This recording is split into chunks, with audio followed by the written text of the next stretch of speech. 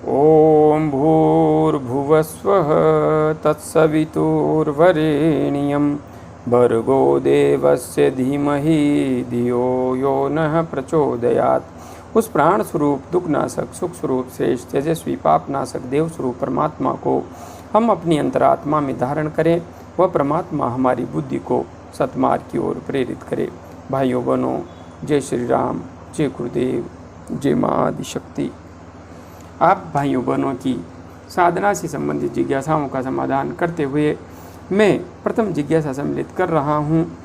भाई सुजीत कुमार जी ने अपनी जिज्ञासा प्रकट करते हुए लिखा है, प्रणाम गुरु जी, प्रणाम सुजीत जी, प्रणाम। मुझे कुछ समय से नाभि चक्र और हृदय चक्र के पास बहुत तेज खुजली होती है और अभी 3-4 दिन पहले मेरे गले के अंदर के हिस्से में एक बड़ा सा छाला हो गया है और मेरा आज्ञा चक्र के पास तेज वाइब्रेशन होता है और आज्ञा चक्र के ठीक पीछे ध्यान के समय वाइब्रेशन होता है। कृपया मार्गदर्शन करें। सुजीत जी, आपने जो भी लक्षण यहाँ पर लिखे हैं, स्पष्ट पता लग रहा है आपकी कुंडलिनी ऊर्जा, आपकी प्राण ऊर्जा सक्रिय हो गई है, जागृत हो गई है। उसी के परिणाम स्वरूप आपको नाभि चक्र पर और हृदय चक्र के पास बहुत तेज खुजली हो रही है। ये इसी के लक्षण हैं। और आज्ञा चक्र के स्थान पर और पीछे के स्थान पर आपको वाइब्रेशंस हो रहे हैं, तो स्पष्ट है आपका आज्ञा चक्र क्रियाशील होने लगा है, जागृत होने लगा है और उसी के परिणाम स्वरूप नीचे के चक्रों पर भी विशेष ऊर्जा कार्य कर रही है, प्रभाव पड़ रहा है। इसलिए आपको बहुत बहुत बधाई। आगे बढ़ते रहिए निरंतर साधना करते हुए। हाँ, गले में छाला हो गया है तो एक बार आप इसके संबंध में कोई औषधि ले लीजिए, डॉक्टर को दिखा लीजिए, ज़्यादा बेहतर होगा। बाकी आपकी साधना बिल्कुल ठीक चल रही है। हाँ, आप आज्ञा चक्र पर ध्यान करने के पश्चात विशुद्धि चक्र पर भी ध्यान कीजिए। पहले 15 मिनट, कम से कम 15 मिनट आज्ञा चक्र पर ध्यान कीजिए और विशुद्धि चक्र पर भी ध्यान कीजिए। बाकी आपकी साधना बिल्कुल सही चल रही है। नाड़ी शोधन, अनुलोम विलोम प्राणायाम, कपालभाति प्राणायाम और ब्राह्मणी प्राणायाम करते हुए आगे बढ़ते रहिए। ध्यान कैसे करें, सुषुम्ना नाड़ी में प्राण का प्रवाह कैसे करें, विशुद्धि चक्र का जागरण कैसे करें और आज्ञा चक्र का जागरण कैसे करें, इन सब वीडियोज़ को अवश्य देख लीजिए। आगे बढ़ते रहिए। आगे भाई दीपक शर्मा जी ने अपनी जिज्ञासा प्रकट करते हुए लिखा है, प्रणाम गुरुवर, कृपया त्रिबंध के बारे में विस्तार से बताने की कृपा करें। दीपक जी, त्रिबंध के संबंध में मैंने वैसे अभी तक कोई वीडियो नहीं बनाया है, क्योंकि इनको समझाने के लिए मुझे भी पूज्य बाबा रामदेव जी महाराज की स्थिति में आना पड़ेगा, क्योंकि उसके लिए आपको पेट दिखाना भी जरूरी है। और यह काम जब पूज्य स्वामी जी कर रहे हैं तो मुझे करने की कहाँ आवश्यकता है। हाँ, मूल बंध जब हम लगाते हैं तो गुदा द्वार की जो मांसपेशियां हैं उनका संकुचन करते हैं, ऊपर की ओर खींचते हैं। किंतु पहले आप क्या करेंगे, जैसे श्वास अंदर भर ली और एक साथ उस श्वास को बाहर नासिका से फेंक देंगे। बाहर श्वास को फेंकने के बाद में आप मूल बंद लगाएंगे, अर्थात गुदाद्वार की मांसपेशियों का ऊपर की ओर संकुचन करेंगे। उसके बाद आप उड़ियान बंद लगाएंगे तो पेट को रीढ़ की तरफ बिल्कुल चिपका लेंगे और उसके बाद में आप जालंधर बंद लगाएंगे। तो जालंधर बंद में कुछ नहीं होता, हमारी जो दाढ़ी है उसे कंठकूप पर इस तरीके से लगा लिया जाता है। बस इसी को त्रिबंध कहते हैं। इनका अभ्यास जब हम करते हैं तो हमारे अंदर नाद भी बहुत जल्दी जागृत होता है और कुंडलिनी ऊर्जा सुषुम्ना मार्ग में प्रवाहित होने में तीव्र गति से समर्थ होती है। इसलिए साधकों को त्रिबंध का अभ्यास भी करना चाहिए, किंतु हाँ, जब कपाल भाती प्राणायाम का अच्छी तरह से अभ्यास हो जाए, अनुलोम विलोम नाड़ी शोधन का अभ्यास हो जाए, भ्रामरी प्राणायाम का अभ्यास हो जाए, उसके बाद ही त्रिबंध का अभ्यास करना चाहिए। मेरा अनुभव यही कहता है, प्रारंभ में त्रिबंध का अभ्यास नहीं करना चाहिए। इसलिए आप समझिए, आप यदि YouTube पर सर्च करेंगे तो वीडियो मिल जाएंगे। स्वामी जी, रामदेव जी बाबा समझाते हैं। और हाँ, किसी दिन मैं भी समझा दूंगा, किंतु मुझे कुर्ता उतारने में शर्म आती है, इसलिए मैं नहीं बना पा रहा हूँ। ठीक है, आप आगे बढ़ते रहिए। आगे भाई जगजीत सिंह जी ने अपनी जिज्ञासा प्रकट करते हुए लिखा है, स्वामी जी शक्तिपात के बारे में भी जरूर बताएं जी, धन्यवाद जी।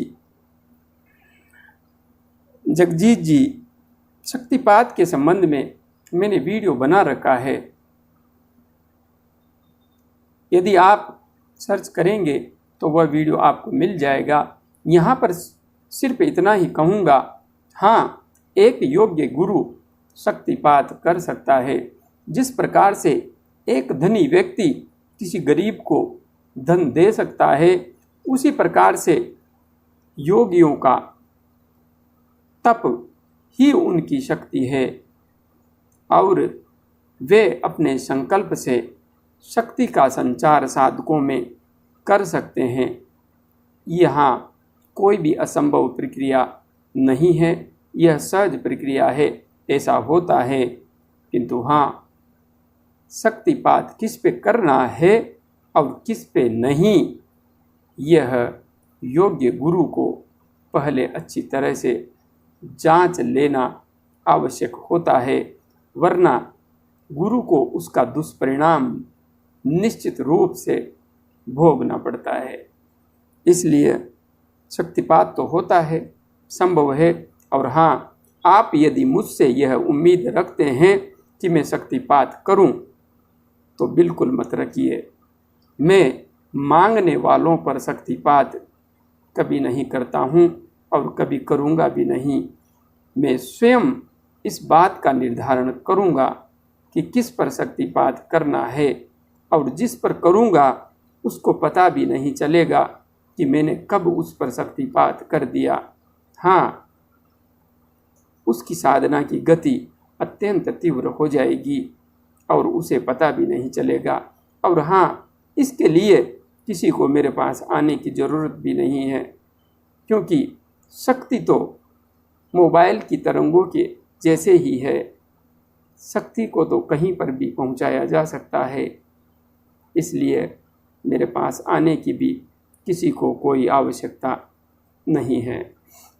आगे भाई नीलेश सोलंकी जी ने अपनी जिज्ञासा प्रकट करते हुए लिखा है, अगर किसी का जप करते समय मुंह से लार टपके और बाहर निकले तो क्या मीनिंग है, और ऐसा लगे कि गले से कोई बड़ी चीज़ बाहर को आना चाहती है, ऐसा क्यों, और हमारे दोनों हाथ के शोल्डर में दर्द रहता है, वो क्यों? गुरुजी, नवाण मंत्र का जप बिना गुरु करना चाहिए या नहीं? जहाँ तक बात है आपकी जिज्ञासा की, उसमें सबसे पहले मैं नवाण मंत्र का जप बिना गुरु करना चाहिए या नहीं, इसको सम्मिलित कर रहा हूँ। बिना गुरु के तो किसी भी मंत्र का जप नहीं करना चाहिए। वास्तविकता तो यही है, क्योंकि जब हम मंत्र जप करते हैं तो शरीर में ऊर्जा निर्मित होती है, और योग्य गुरु नहीं होता तो उस ऊर्जा को संतुलित नहीं किया जा सकता, संभाला नहीं जा सकता, और उस स्थिति में साधक पागलपन के कगार पर पहुंच जाता है। इसलिए किसी भी मंत्र का जप बिना गुरु के नहीं किया जा सकता। हाँ, जहाँ तक बात है आपकी, तो आपने पहले भी यह पूछा था, मैंने वहाँ पर लिख करके जवाब दिया था, किंतु शायद आपने पढ़ा नहीं है।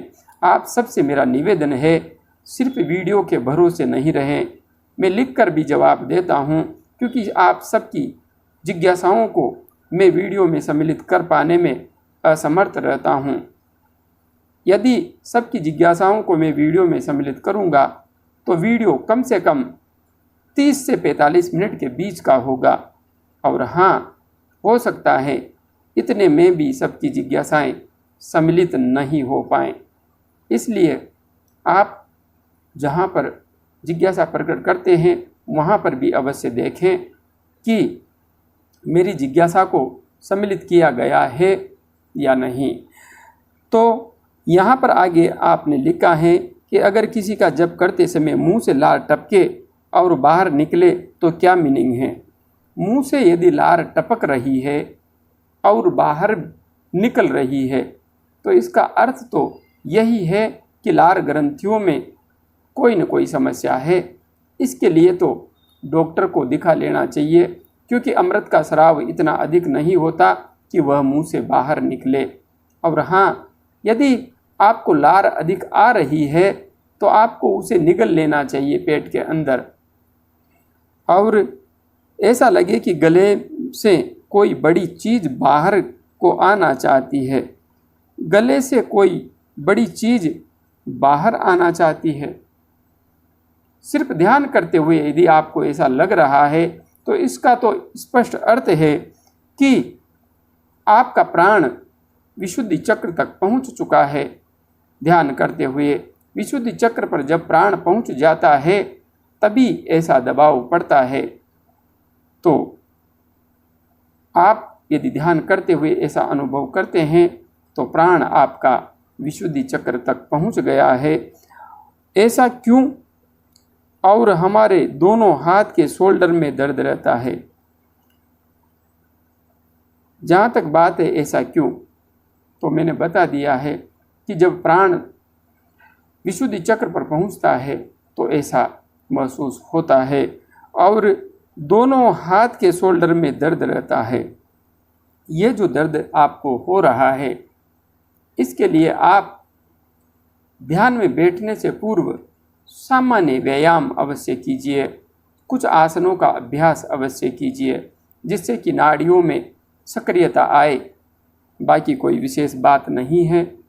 हाँ, अच्छी तरह से अपनी शारीरिक स्थिति का मूल्यांकन कीजिए। और यदि आप लंबे समय से ध्यान कर रहे हैं तो यह भी हो सकता है कि आपको अमृत का स्राव होने लगा हो, किंतु आपने आज्ञा चक्र और सहस्रार चक्र की स्थिति स्पष्ट नहीं की है, इसलिए मैं उस संबंध में कुछ भी नहीं बता सकता। हाँ, यदि आपको ज़्यादा ही लार बन रही है, मुंह से बाहर आ रही है, तो यह मुंह से संबंधित आपकी कोई समस्या हो सकती है। एक बार चिकित्सक से परामर्श अवश्य कर लीजिए। अभी के लिए इतना ही। जय गुरुदेव, जय मां आदिशक्ति।